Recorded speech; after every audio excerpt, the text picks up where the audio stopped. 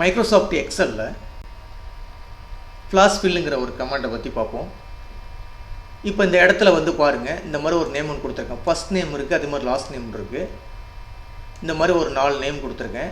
எனக்கு இந்த இடத்துல வந்து ஃபஸ்ட் நேம் வந்து ஒரு பியில் வரணும், லாஸ்ட் நேம் வந்து சியில் வரணும். இந்த மாதிரி பிரித்து எழுதணும்.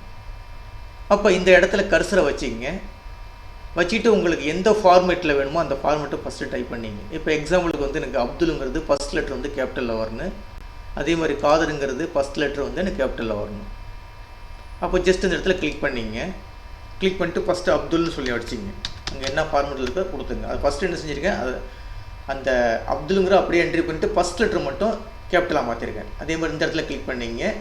காதரை வந்து ஃபஸ்ட்டு கே வந்து கேபிட்டலாக மாற்றிங்க. பாக்கி எல்லாமே நார்மலாக அதில் உள்ள மாதிரி டைப் பண்ணிங்க. இந்த மாதிரி டைப் பண்ணி முடிச்சிருங்க. பக்கத்தில் 2வது செல்லில் அப்படி ஜஸ்ட்டு கிளிக் பண்ணிவிட்டு கண்ட்ரோல் இ கொடுத்தீங்கன்னா போதும். இதே ஃபார்மேட்டில் இந்த மேலே அப்துலுங்கிற ஃபார்மேட்டில் பாக்கி எல்லாம் கீழே உள்ள எல்லா பேரும் அதே மாடலில் மாறிக்கும். இங்கே வச்சுட்டு என்ன செய்ய வேண்டியது, கண்ட்ரோல் இ கொடுங்க, ஆட்டோமேட்டிக்காக மாறிடும். அதே மாதிரி அடுத்த செல்லில் அப்படி ஜஸ்ட்டு கிளிக் பண்ணிவிட்டு கண்ட்ரோல் இ கொடுங்க. இந்த மாதிரி நம்ம ஈஸியாக பண்ணிக்கலாம். இதுக்கு பேர் என்ன சொல்கிறது, ஃப்ளாஷ் ஃபில்னு சொல்கிறது.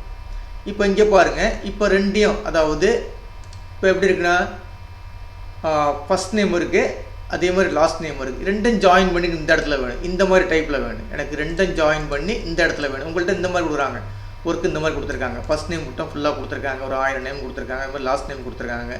ரெண்டையும் ஜாயின் பண்ணி கேட்குறாங்க. அப்போ அந்த இடத்துல கர்சரை வச்சுக்கிங்க. அதே மெத்தட் தான், அப்படியே என்ட்ரி பண்ணிங்க. எந்த மாதிரி ஃபார்மேட்டில் வேணுமோ அதை அப்படியே என்ட்ரி பண்ணிங்க. அப்துல், இங்கே காதர்னு சொல்லி அதை கொடுத்துருங்க.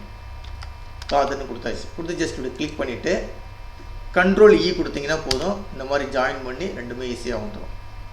ஓகேங்களா? இப்போ எனக்கு இங்கே பாருங்களேன், இப்போ இந்த அப்துல் காதர் இதுக்கு இடையில வந்து ஒரு அட்டு சிம்பிள் கேட்குறாங்க. ஒரு அட்டு சிம்பிள் போட்டு வேணும், இந்த இடத்துல வேணும், அட்டு வேணும். இல்லைன்னா ஒரு அண்டர்ஸ்கோர் வேணும். அண்டர்ஸ்கோர் கொடுத்து இந்த இடத்துல வந்து எனக்கு வந்து @gmail.com வேணும். அப்போ இந்த இடத்துல கர்சரை வச்சுக்கிங்க. எந்த ஃபார்மேட்டில் ஃபஸ்ட்டு எனக்கு வந்து இமெயில் வந்து ஸ்மால் லெட்டர் தாங்க, ஸ்மால் லெட்டர் கொடுத்துங்க. அப்துல்னு சொல்லி கொடுத்துங்க. அப்துல்னு கொடுத்துட வேண்டியது.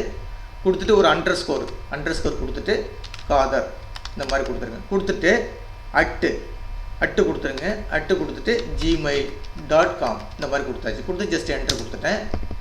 என்ட்ரு கொடுத்துட்டு இந்த இடத்துல வச்சுக்கிட்டு கண்ட்ரோல் இ கொடுத்தீங்கன்னா போதும். எல்லாமே ஈஸியாக இந்த மாதிரிலாம் பண்ணிக்கலாம். இதுக்கு எல்லாம் பேர் என்ன சொல்கிறதுனா ஃப்ளாஷ் ஃபில்லுங்கிற கமாண்டு ஒர்க் அவுட் பண்ணி பாருங்கள்.